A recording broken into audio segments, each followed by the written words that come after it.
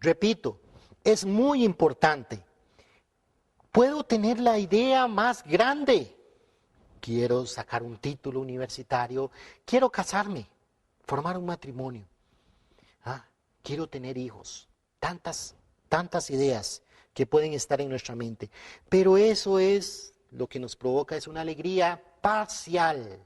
Una alegría parcial. Hasta que esta idea no se haga realidad,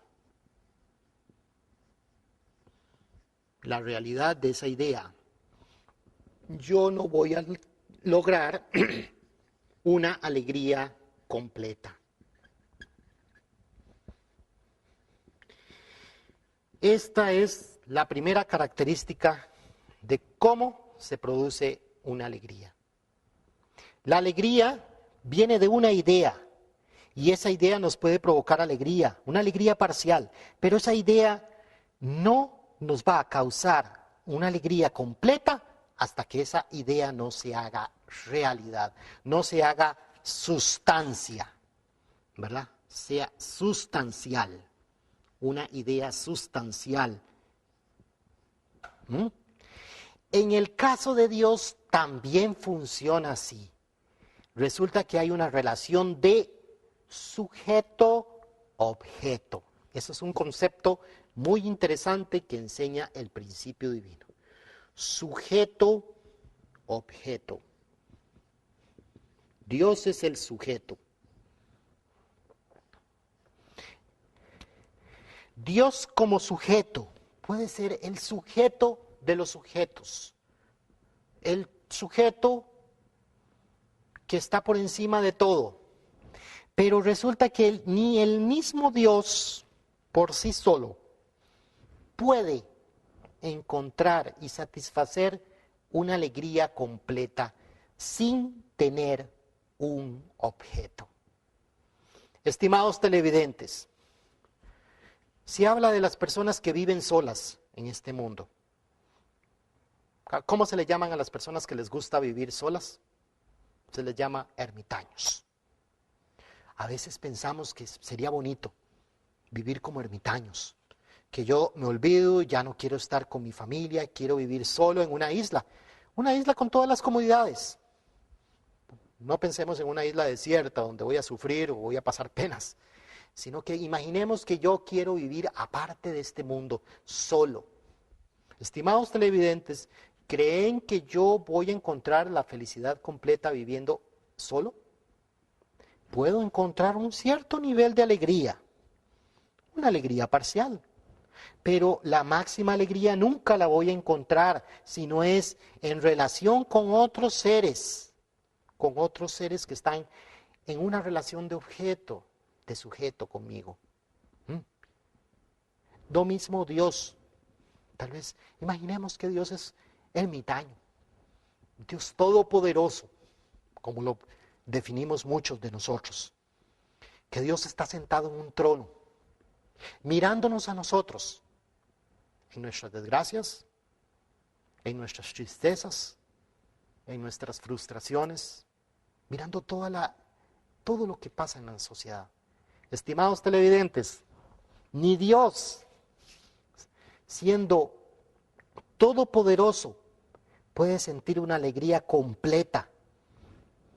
Ni un padre, viendo a sus hijos en situaciones difíciles, puede sentirse satisfecho, mucho menos Dios podrá sentirse satisfecho, contento.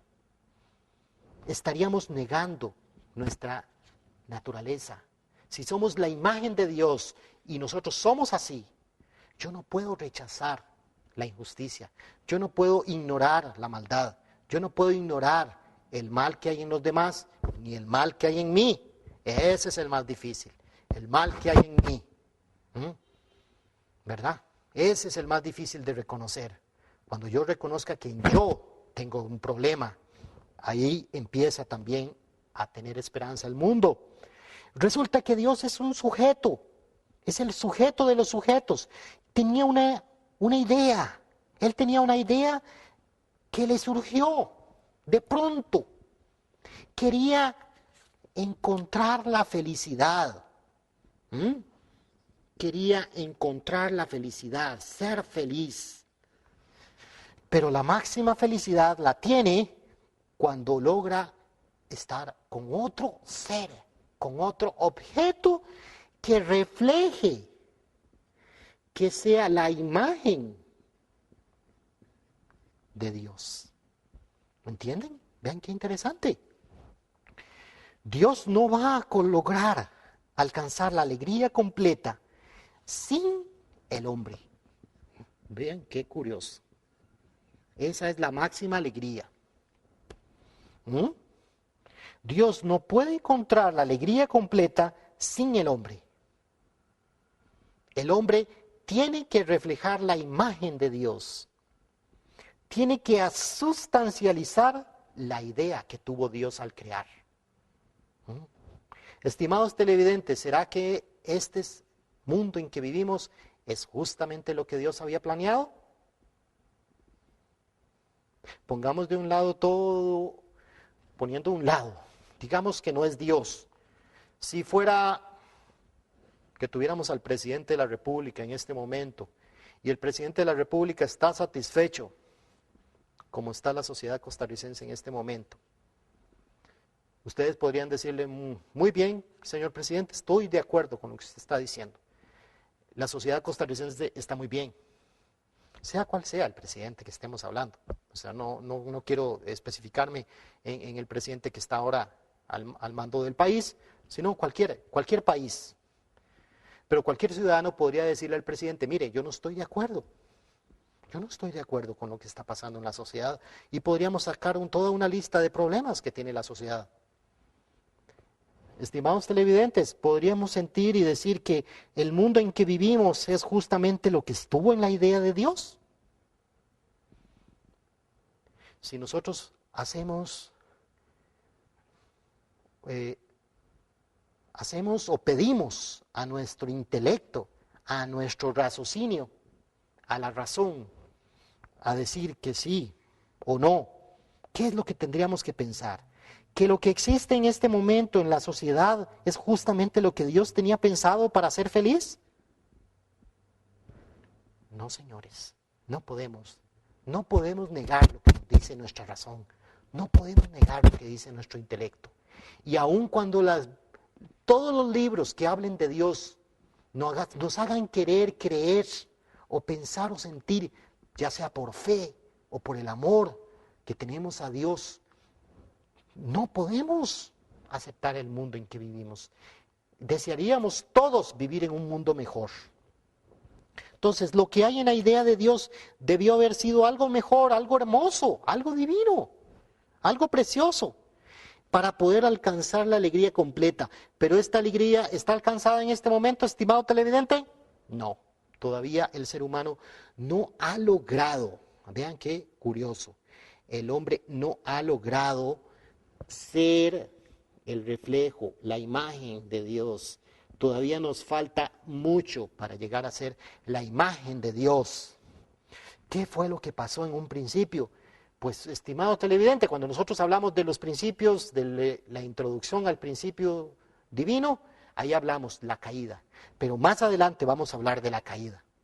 Ahora vamos a hablar de qué, por qué Dios nos creó. Dios nos creó porque Dios quería sentir alegría con un ser que reflejara su naturaleza. Esa es la razón principal por la cual Dios creó. La razón principal por la cual Dios creó tenía un propósito, una razón,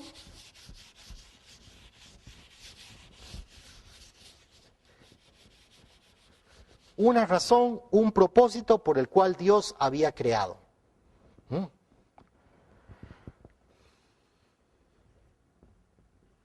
Dios creó al hombre. Dios tenía la idea y la hizo sustancial. Nosotros podemos ver en el proceso creativo en Génesis 1, en el proceso creativo, que cada momento que Dios creaba, ¿qué pasaba? ¿Ah? Y vio Dios que era bueno. Creó esto y lo otro y lo otro y lo otro y lo otro, y vio que Dios vio que era bueno. Y luego creó Dios al hombre. ¿Y qué dice la Biblia? Y vio Dios que era muy bueno, muy bueno. O sea, la máxima alegría que Dios había sentido en su creación, en su proceso de creación, la llegó a sentir cuando creó al hombre. Y entonces Dios quería que este ser humano reflejara 100% su imagen. ¿Y qué dice? Después de que Dios los creó, Dios le dio, en Génesis 1:28, las 3 bendiciones. ¿Qué es una bendición? Pongámonos a pensar qué es una bendición. Digamos que un padre quiere dar una herencia. Podemos hablar de herencias. Resulta que en la Biblia se hace mención a las herencias. Por ejemplo, Isaac quería dar su herencia a su hijo mayor, a Esaú. Resulta que cuando los padres están ya por morir, ellos plasman en un testamento su herencia. Pero eso en realidad es como una bendición. Pero ¿qué significa? ¿Qué hay detrás de una herencia? ¿Qué hay detrás de una bendición? Una bendición viene y me viene a mí y digo, resulta que yo voy a abrir el testamento de mis padres y me dice mi papá que me va a heredar esto, esto, esto, esto y esto. Y yo siento una gran alegría. Pero ¿qué otra cosa siento, estimados televidentes? Siento una responsabilidad. ¿Por qué una responsabilidad? Porque mi padre está poniendo en mis manos una herencia que para él era tan importante que la quiso plasmar y pensó, bueno, de mis hijos, la persona que está más preparada para tener estas cosas es él. ¿Y por qué? Porque voy a confiar en su responsabilidad de cuidar lo que yo le estoy dejando. Vean qué curioso. Resulta que detrás de las bendiciones, detrás de toda bendición hay una responsabilidad. Ese es un principio. Dios nos da una bendición. Que ojalá Dios nos dé una bendición. Que Dios me dé la bendición de tener bienes materiales. Hay personas que saben que cuando tienen una fortuna material, lo ligan con Dios. Es que Dios me bendijo materialmente. Pero me bendijo materialmente. ¿Y qué pasa cuando yo tengo esos bienes materiales? Señor, cuídelos porque después los puede perder. Así es. Cuide los bienes materiales que Dios le dio porque los va a perder. Entonces, ¿qué significa? Una bendición va acompañada de una responsabilidad. Así es. Yo puedo pedirle a Dios lo que yo quiera. Que Dios me dé la bendición de tener una buena esposa. Pero eso implica, bueno, Dios me dio una esposa. Señor Fernando, sea responsable. Porque usted tiene que cuidar esa bendición que Dios le dio para que se haga realidad. La bendición que Dios me dio es de formar una buena familia, formar un buen matrimonio. Pero implica una responsabilidad. Así es. Y entonces, en Génesis 1:28, Dios le dio las 3 bendiciones. La primera bendición era fructificad. Multiplicaos. Y señoread. Esas son las 3 bendiciones que Dios le dio al primer hombre y a la primera mujer. Fructificad, multiplicaos y señoread. Entonces, vamos con la primera. Fructificad. Fructificad está relacionado con una palabra, frutos. O sea, que yo dé frutos. Fructificad podría considerarse como sinónimo dar frutos. Yo tengo que dar frutos. La primera bendición que Dios nos dio es: Adán, dé frutos. Centralizado en Dios, mi mente y mi cuerpo, el fruto de mi mente o el fruto de mis acciones, unido a mis pensamientos, centralizado en Dios, me harían a mí un individuo ¿qué? ¿Un individuo qué? ¿Qué tipo de individuo? ¿Cualquiera? ¿Un individuo común y corriente? ¿Qué pasa si mi mente 100% está unida a Dios? Dar fruto, que el fruto de mis pensamientos sean justamente acordes a lo que hay en la idea de Dios, a lo que hay en el pensamiento de Dios. ¿Ah? ¿Quién logró eso en la historia por primera vez?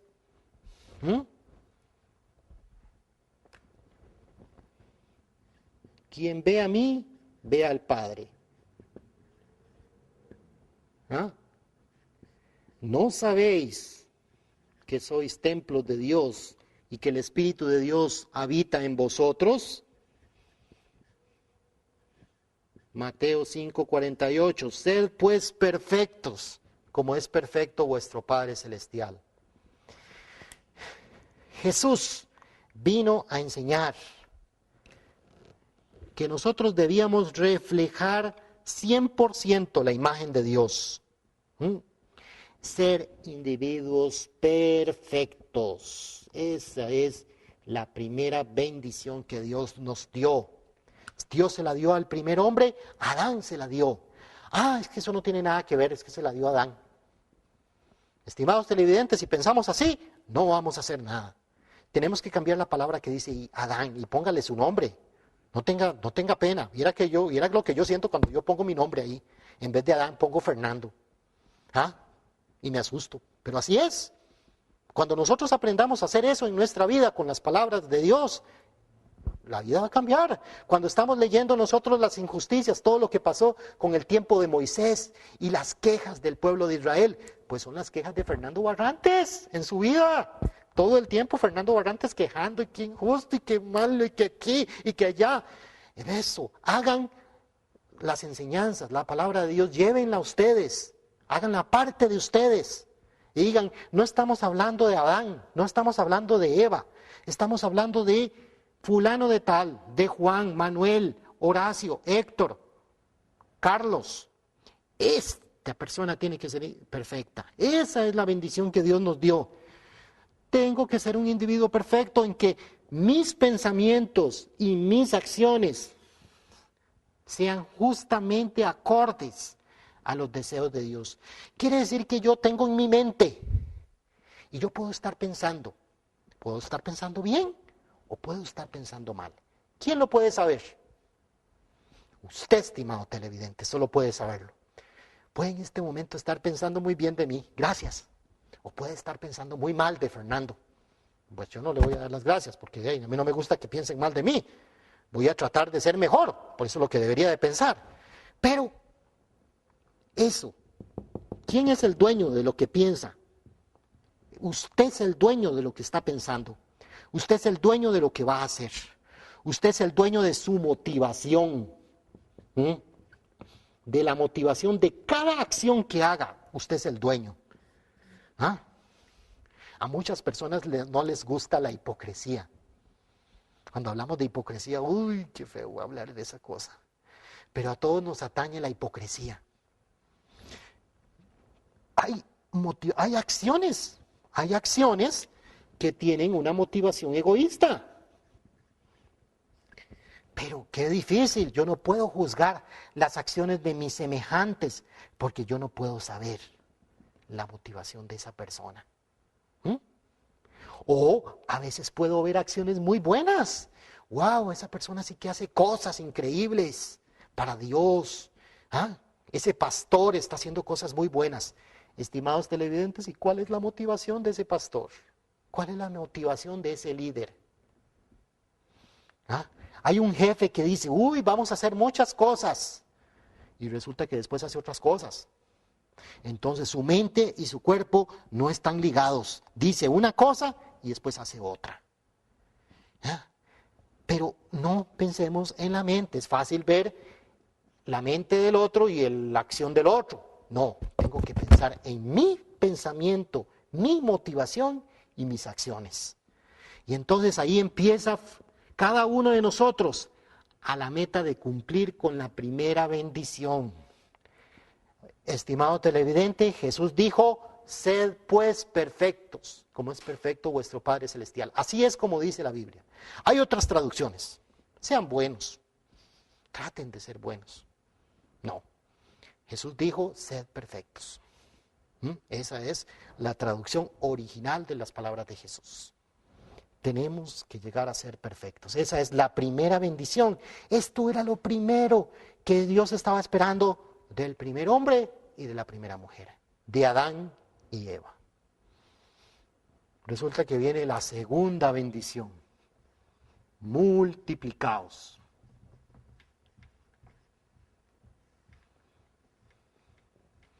Centralizado en Dios, el primer hombre y la primera mujer. Pongámoslo así, Adán y Eva, Adán y Eva, Adán, cualquier Adán, no, Adán perfecto. Eva, cualquier Eva, solo el hombre puede ser perfecto. Solo el hombre puede ser perfecto. No, Dios dijo, Adán y Eva dio la bendición. Entonces, la mente de Adán tiene que estar completamente unida, los pensamientos de Adán unidos completamente a Dios, los pensamientos y acciones de Eva completamente unidos a Dios. Adán y Eva, perfectos. Ellos completamente unidos, ¿en qué? En el amor. Establecen una relación de amor. Y esto es una relación de amor verdadero. Relación de amor verdadero. ¿Cuál es el amor verdadero? ¿Qué es amor verdadero? El amor es aquel, cuando hablamos de la definición del corazón de Dios, Dios completamente se da a la humanidad. Es un amor que se da. Un amor que simplemente se da. Es un amor incondicional. Entonces, el amor verdadero que puede existir en un hombre y una mujer es un hombre dando amor incondicional a su esposa y la mujer dando amor incondicional a su esposo. Producto de ese amor vienen ¿qué? Los hijos. ¿Qué tipo de hijos? Hijos. ¿La sociedad ya cumplió con esta bendición? Wow, sí, claro, la gente dice, la humanidad está multiplicada. ¿Ah? Sí, vemos ahí muchachos, ahí en esa esquina. ¿Qué están haciendo esos muchachos? Llegan unos olores raros, qué raro. Yo pasé por ahí y me llegó un olorcillo raro. Wow, están fumando marihuana. Esos hijos que Dios quería que estuvieran así. Estimado televidente, paso por ahí, casi me muero yo, porque me llegó ese olor. No, hijos sin pecado, hijos sin pecado. Eso era lo que Dios quería multiplicar, hijos sin pecado. Y que estos padres, ¿qué tipo de padres fueran? ¿Padres qué? Padres verdaderos. Usted, estimado televidente, tiene que ser un padre verdadero de sus hijos. Usted, estimada televidente, tiene que ser una madre verdadera de sus hijos. Algo tan básico, la honestidad, ¿Dónde debería empezar la honestidad? Estamos exigiéndole a nuestros hijos, ustedes tienen que ser honestos, tienen que decir la verdad. Pero resulta que yo como padre estoy siendo honesto con mis hijos. Yo como padre y madre estoy siendo honesto con mi cónyuge. Estoy siendo sincero con mi pareja. Y después exijo que mis hijos sean honestos. ¿Es justo hacer eso? No, la honestidad, ese valor tan precioso que podríamos enseñar a los hijos, empieza en la honestidad de los padres, en el ejemplo que brinden los padres a sus hijos. Todos los valores más hermosos que podrían ser transmitidos a los hijos es a través, simple y sencillamente, a través del ejemplo de los padres. ¿Por qué mis hijos tienen tantas mañas? Mis hijos tienen mañas. Hacen cosillas que a mí no me gustan. ¿Y de quién las aprendió? Las aprendió de mi esposa y las aprendió de mí. Así es. Porque yo le enseñé a mis hijos. Si mi hijo miente, ¿por qué? Yo mentía. Yo también fui mentiroso.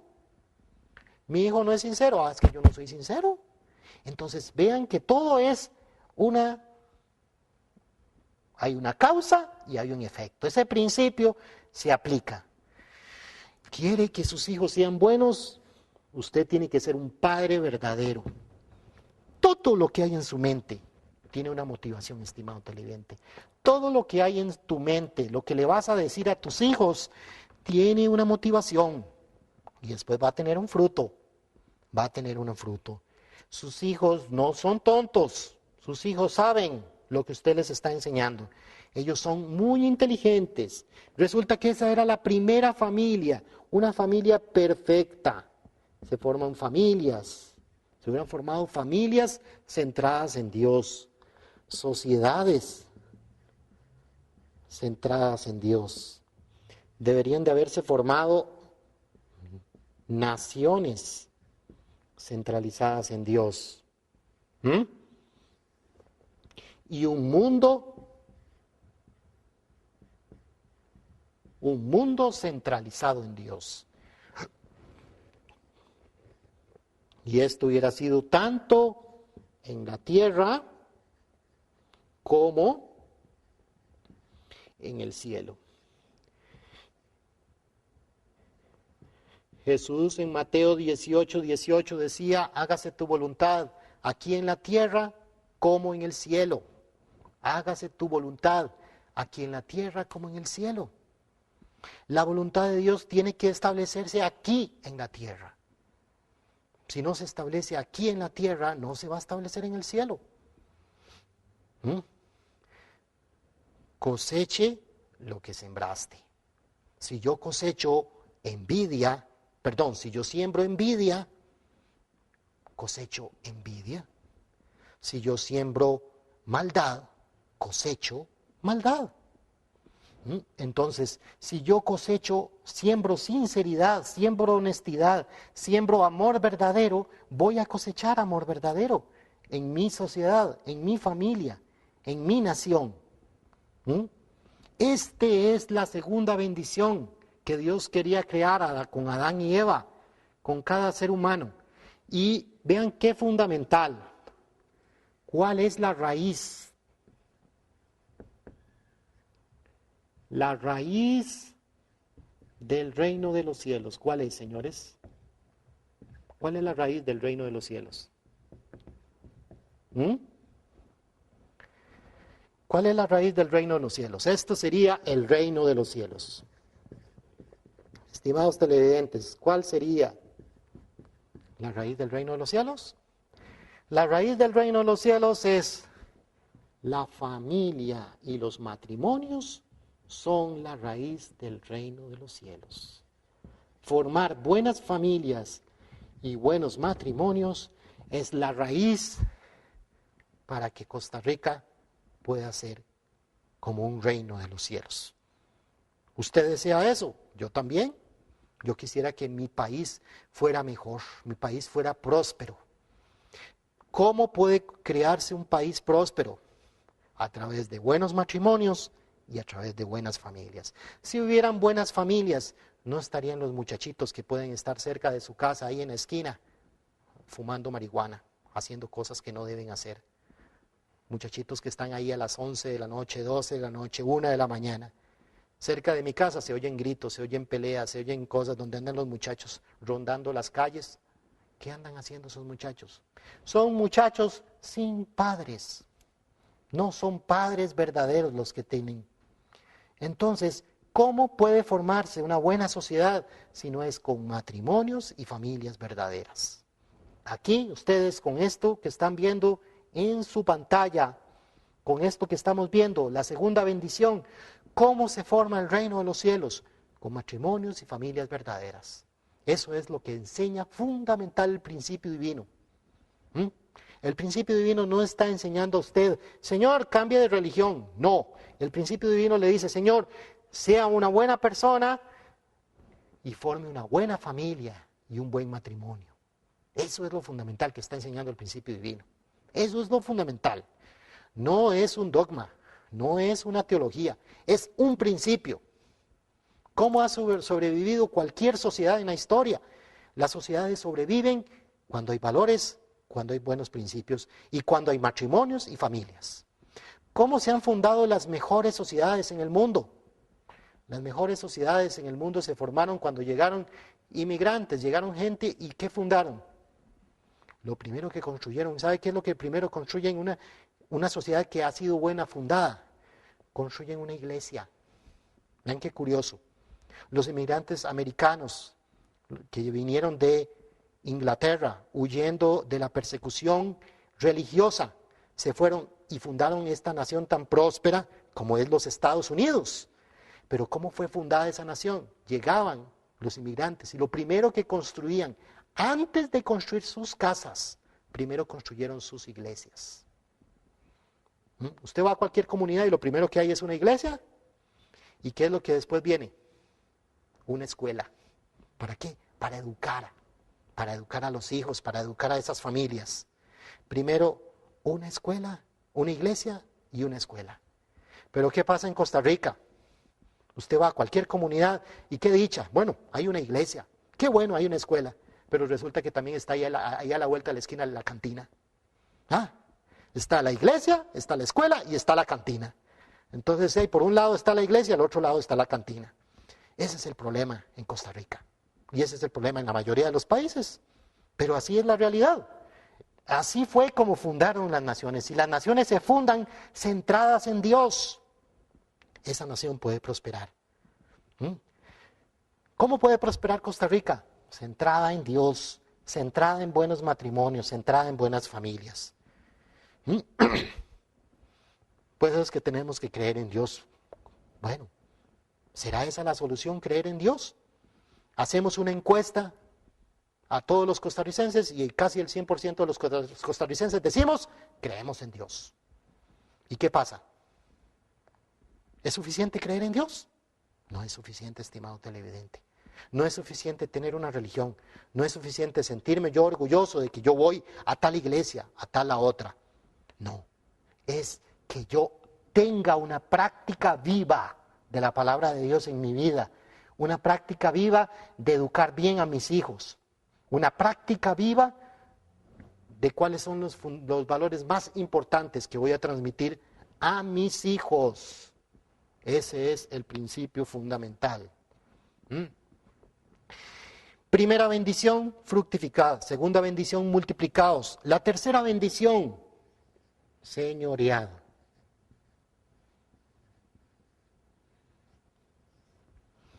La tercera bendición, señoreado. Centralizado en Dios, toda la humanidad.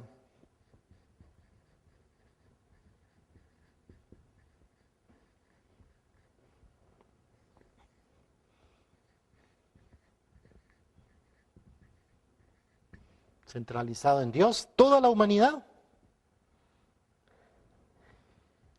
¿Cuál la humanidad? ¿De cuál humanidad estamos hablando? La humanidad unida a Dios. esa humanidad formada por buenos matrimonios y buenas familias. Una humanidad unida en buenos matrimonios, en buenas familias, y cada una de esas familias conformada por padres verdaderos. Esa humanidad completamente unida con Dios. ¿Cómo Dios puede dominar la creación?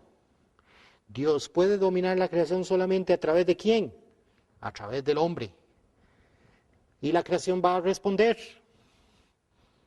Centralizada en Dios y la creación, la humanidad y la creación forman un mundo. ¿Qué tipo de mundo? Un mundo ideal. Un mundo ideal. Estimado televidente, este es el ideal de Dios.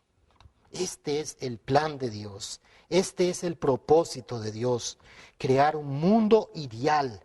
Esto es, cuando se cumplan las 3 bendiciones, eso es lo que Dios va a lograr.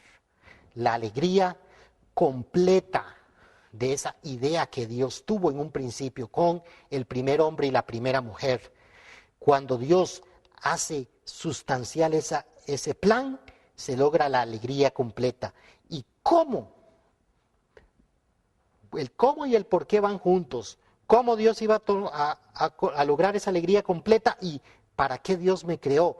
Dios me creó para ser feliz, pero ¿cómo puedo ser feliz? ¿Cómo? Cumpliendo con las 3 bendiciones.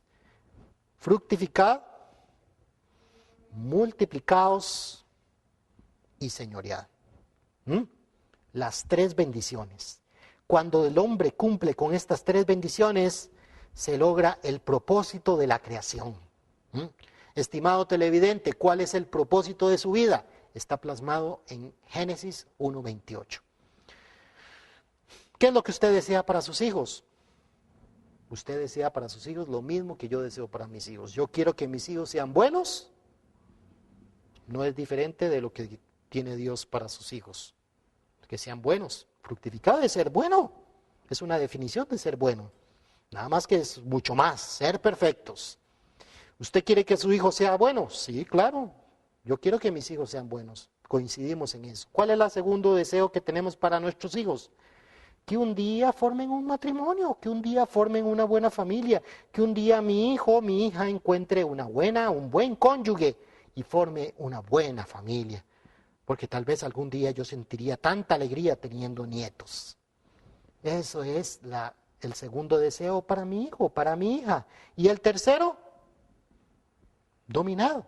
Que tengan cosas, que tengan bendiciones materiales, que se preparen, que estudien, que saquen un título universitario, que lleguen a ser personas que puedan ser capaces de subsistir por sí solas y tener un dominio sobre las cosas, un dominio sobre la creación.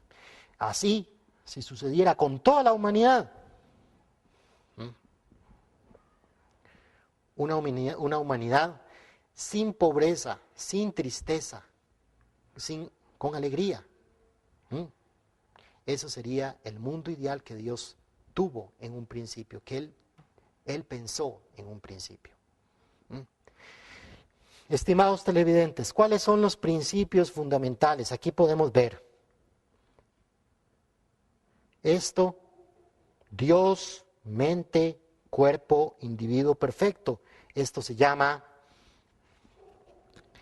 el fundamento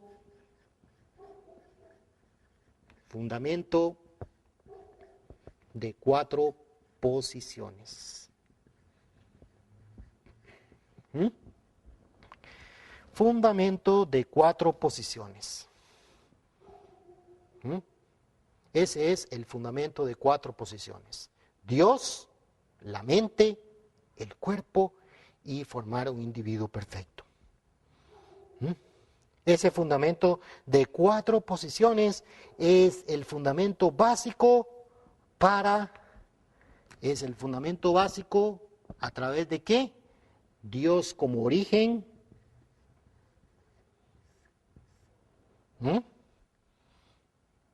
Dios siendo origen se divide, división, y luego viene la unión. Todo pasa por eso, por esta acción, por estos tres procesos. Origen, división y unión. 1, 2, 3. Pasa por estas tres etapas. Origen, división y unión. A través del fundamento de 4 posiciones. Ese es el fundamento básico para la existencia de todo ser humano. ¿Mm? Para la existencia de cualquier ser creado. ¿Mm? Entonces, el fundamento de 4 posiciones universal, aquí lo podemos ver. Dios, la humanidad, toda la creación, el mundo ideal, creando un mundo ideal. El fundamento de 4 posiciones. En la familia está, vamos a quitar Adán perfecto. Vamos a poner esposo y esposa. Esposo y esposa. El esposo y la esposa completamente unidos pasan por esa acción de origen, división y unión. Ese es el proceso creativo. Origen, división y unión. ¿Qué pasa con eso? Resulta que con ese proceso de origen, división y unión, ¿qué pasa con eso? Resulta que, centralizado en Dios, Dios se divide en 2 elementos, uno en posición de sujeto, otro en posición de objeto, y forman una unión. Resulta que el proceso natural de acercamiento entre los seres pasa por ese proceso de origen, división y unión. Se casan 2 personas. Imagínense ustedes cuando se casaron, para aquellos televidentes que se casaron. Resulta que hay un conflicto, se generan los conflictos naturalmente que existen entre el hombre y la mujer. Resulta que ahí es una oportunidad, bajo este principio de origen, división y unión, esa pareja se separa, están enojados, están disgustados. Yo me enojé con mi esposa porque me hizo esto, y la esposa dice, yo me enojé con mi cónyuge porque me hizo esto. En cierta manera los dos tienen razón, pero ¿qué pasa? Están separados, están disgustados. Pero si esa pareja logra resolver el problema, ¿qué pasa? La unión entre esa pareja, cuando resuelven ese problema, se convierte en una unión más fuerte. Una unión más fuerte que antes de que empezaran a tener el conflicto. Resulta que entonces los procesos de unión de los matrimonios pasan por ese proceso que estamos viendo aquí de origen, división y unión. Una pareja está unida, esa unión se convierte en un origen, tienen a veces un disgusto, pero si logran resolver ese disgusto, esa unión de esa pareja va a ser más fuerte cada día. Entonces vean que es muy importante entender el proceso de desarrollo de toda estructura. La familia, un matrimonio, se desarrolla por ese proceso de origen, división y unión. Naturalmente, las parejas tienen problemas, naturalmente las parejas tienen conflictos. Naturalmente, el deseo de Dios de cada matrimonio es que ese matrimonio nunca se separe, ese matrimonio nunca se divorcie.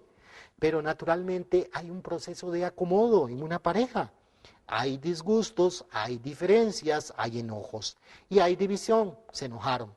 Pero si esa pareja logra poner de su parte el hombre, logra de poner de su parte la mujer, esa unión después viene a ser más fuerte, hay más fortaleza.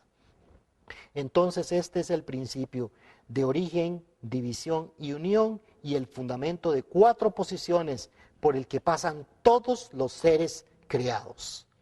Entonces, todos los seres creados pasan por este proceso.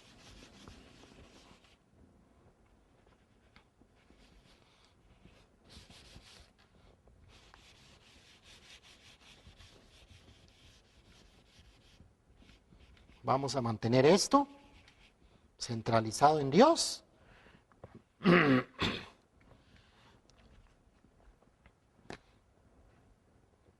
El proceso de existencia de un ser humano. Inhalación. Yo existo a través de la inhalación, pero hay una contraparte, exhalación. Y ese es el proceso para mi respiración normal. Para poder yo respirar, necesito de inhalar, aspiro y expiro. Inhalación, exhalación. Todas las acciones, toda acción, todo pasa por esos procesos. El proceso de origen, división y unión y el fundamento de 4 posiciones. En una sociedad, en una familia, los que están en la posición de padres, se les conoce a los abuelos como la posición de Dios, porque son el origen de una familia. El origen de una familia son los abuelos. Luego está el padre y la madre, y luego están los hijos, que a la vez estos hijos son los nietos de los abuelos. Resulta que en una familia donde existan padres verdaderos, ¿quiénes deberían de ser los seres de que habría que rendírseles el mayor respeto? Vean ustedes, ¿a quiénes se les debe rendir más respeto? Más paciencia incluso, ¿verdad? Porque las personas mayores, ya muy mayores, hay que tenerles mucha paciencia. Cuando una persona es mayor, ustedes saben, para los que tienen ese tipo de experiencia. Pero en una sociedad ideal, tal y como Dios la pensó, los abuelos deberían de ser las personas más respetadas, porque son la raíz, son el origen de esa familia. Entonces los padres deberían de enseñar a sus hijos para que ese mundo pequeño que es la familia pueda subsistir. Los padres deberían de enseñar a sus hijos a respetar a los abuelos, para que esa familia pueda siempre mantener viva esta raíz que son los abuelos. Para formar a nivel microscópico una molécula, pero esta molécula tiene una carga positiva, un catión y un anión se unen para conformar un elemento más grande, que es una sustancia o un órgano. Y así sucesivamente, el fundamento de 4 posiciones a través de la acción de origen, división y unión existe. Todos los seres creados pasan por este proceso de origen, división y unión. Entonces está que un ser en posición de sujeto se une con otro ser en posición de objeto y establecen lo que se llama, ¿qué? La acción de dar y recibir. La acción de dar y recibir. El sujeto es el que inicia la acción. El sujeto no es el masculino, no es así. El sujeto de una relación de matrimonio es el que inicia. En una relación de matrimonio, ¿el hombre es el que debe administrar la plata? No, señor. El que administra la plata en un matrimonio es el que sabe administrar mejor la plata. Si yo como esposo reconozco que mi esposa es mejor administradora de la plata que yo debo dar a ella esa responsabilidad porque yo debo reconocer las aptitudes de mi esposa. Entonces, el sujeto en una relación es el que inicia, el que tiene la iniciativa. En una relación de amor no es el que recibe el sujeto. Voy a recibir amor de mi esposa. No, el sujeto del amor es el que inicia la acción, el que da. Ese es el principio de Dios, centralizado en Dios. Dios es el que inicia. Dios es el sujeto. ¿Por qué es el sujeto? Porque es el que da. ¿Quién es el sujeto en una relación de amor entre un hombre y una mujer? Pues el sujeto del amor en una relación de amor de un hombre y una mujer es el que inicia. El que ama más de una relación, ese es el sujeto. El que perdona más es el sujeto.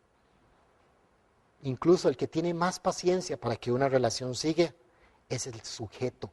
Ese es el sujeto del amor. Este es el principio fundamental, la acción de dar y recibir, a través del fundamento de 4 posiciones. Y entonces, todos los seres están en una relación de dar y recibir.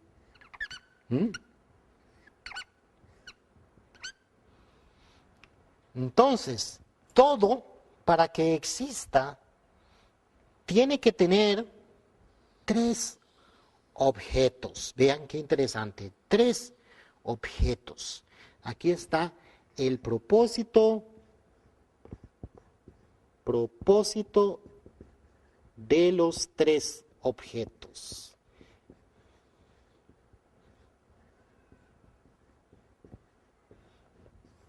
Para que algo subsista, debe existir un propósito. Debe tener 3 objetos para que algo exista, para que algo sea sustancial. Hay personas que quieren hacer un proyecto, pero para que hagan un proyecto tienen que tener el apoyo de al menos 3 personas. 3 personas tienen que tener la disposición de apoyar un proyecto. Ese es el propósito de los 3 objetos. Cuando estos 3 objetos están unidos al origen, a este ser puede desarrollarse. Entonces, una mesa, si usted va a construir una mesa, ¿cuántos apoyos como mínimo necesita poner para que esa mesa pueda mantenerse horizontalmente? ¿Con 2 patas? No. ¿Con 4 patas? Sí. ¿Con 5 patas? Sí. Pero ¿cuántas patas necesita esa mesa para sostenerse como mínimo? Necesita al menos 1, 2, 3 patas. 1, 2, 3 patas. Para que una mesa pueda sostenerse, una tabla pueda sostenerse, necesita 3 patas como mínimo. Para que un proyecto de una persona pueda subsistir, tiene que haber el apoyo de 3 personas. Para que ese proyecto pueda sustancializarse, o por lo menos tener un fundamento, una base, debe haber 3 personas apoyando. Y eso aplica en todo sentido. En el trabajo está el jefe, para que este jefe pueda ir adelante en sus proyectos, tiene que tener por lo menos el apoyo de 3 empleados. Y sin ir muy largo, Jesús, cuando Jesús estaba en su misión, Él llamó a sus 3 discípulos. 1, 2, 3. Cuando Él estaba orando en el jardín de Getsemaní, Él estaba llamando a sus 3 discípulos principales. A sus 3 discípulos principales. Cuando Jesús dijo, mi alma está triste hasta el punto de morir. Y llamó a sus 3 discípulos y se fue a orar a Getsemaní.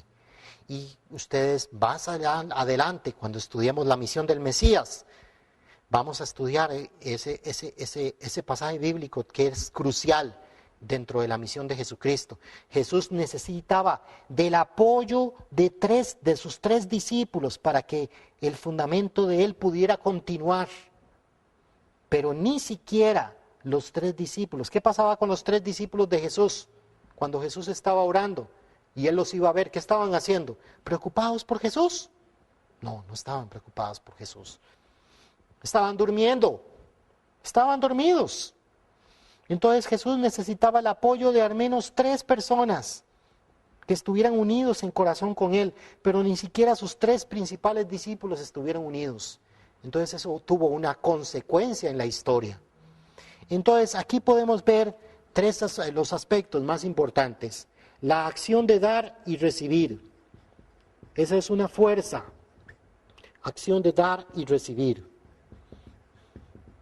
Esa es la fuerza que domina todas las acciones, dar y recibir. El fundamento de 4 posiciones es el fundamento básico para la existencia de cualquier ser. La acción de origen, división y unión, que ya lo vimos.